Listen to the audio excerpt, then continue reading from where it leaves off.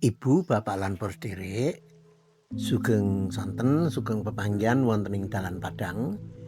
Inggih menika wedharing sabda pangandikanipun Gusti wonten ing edisi dinten Senen 2 Oktober taun 2025. Salam wonten ing patunggilanipun Gusti Yesus lan mugi sih rahmatipun Allah Sang Rama lan sihipun Gusti Yesus Kristus sumrambah wonten ing panjenengan sami. Saderepun kita nampi wedharing sabda ing dinten menika, sumangga sami sembahyang langkung mriyin. Rama kawula kasuwargan kawula ngaturaken genging panuwun awit sedinten muput ngantos wanci dalu menika kawula paduka kanthening berkah, paduka paringi kekiyatan lan kesarasan. Samangke kepareng kawula narbuka manah nampeni wedharing sabda nyuwun pepadang paduka Gusti. Lambaran rah kurbanipun Gusti Yesus kawula ndedonga. Amin. Ibu, bapak lan para sedherek, jejering dalan Padang wonten ing dinten menika ora sikep dura ing ngersane Allah. Ora sikep dura ing ngersane Gusti Allah. Kasebataken wonten ing kitab Injil Matius bab 6 ayat 12 mekaten. Matius 6 ayat 12. Paduka mugi ngapunteni kalepatan kawula kados dene kawula inggih sami ngapunteni tetiang ingkang kalepatan dhateng kawula. Bapak Ibu lan para sedherek, tumrap kita para tiyang Kristen sembahyang bab donga Rama kawula inggih kados kala wau Duh Rama kawula ing wonten ing swarga, asma paduka mugi kasucena lan saterusipun. Lajengipun sampun kulina kita ucapaken. Sampun apil sanget lan ngantos otomatis menawi dipun ucapaken.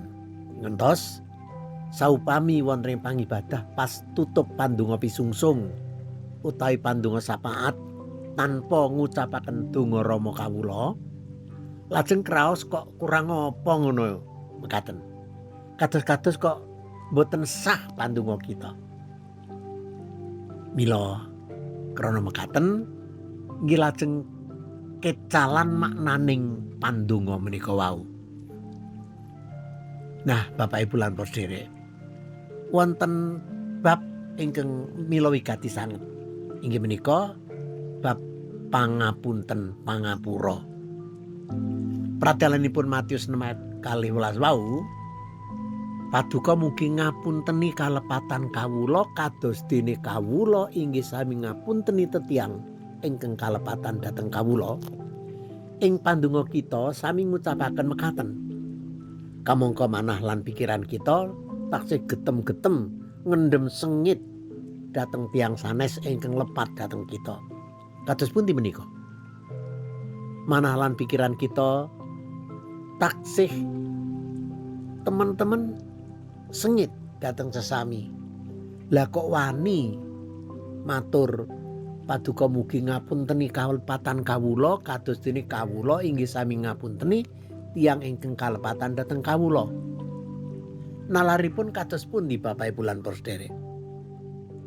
Menapa panyuwunan kita dhateng Gusti mugi ngapunteni kalepatan dhateng kawula kados dene kawula inggih ngapunteni tetiang ingkang lepat dhateng kawula, ning nyatanipun kita dereng asikep ngapurani wong liya.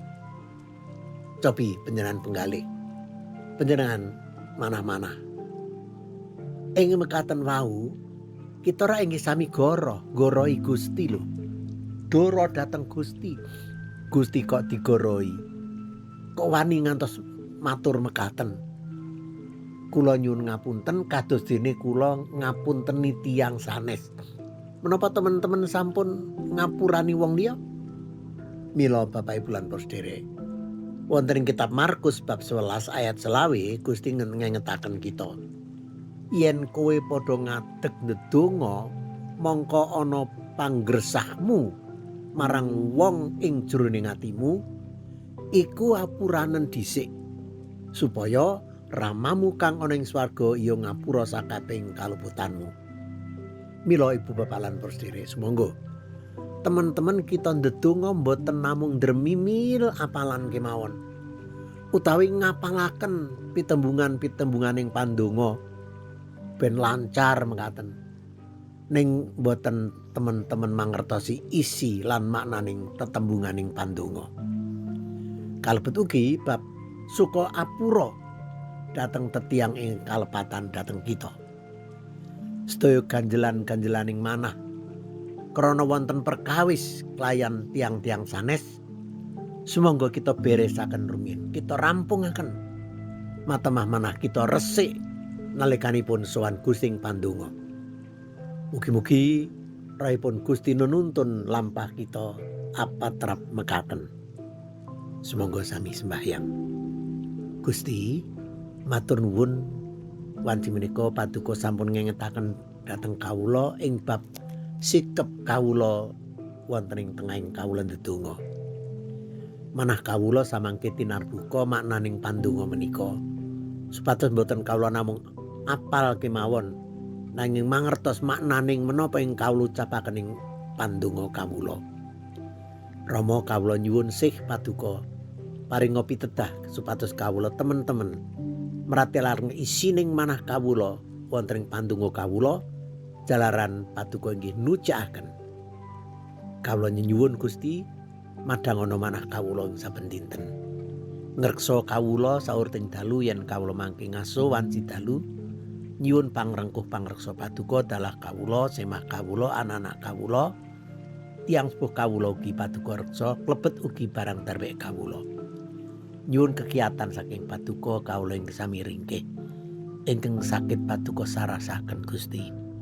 Mekaten atur panuwun lan panyuwunan kawula lambaran rah kurbanipun Gusti Yesus kawula ndedonga. Amin.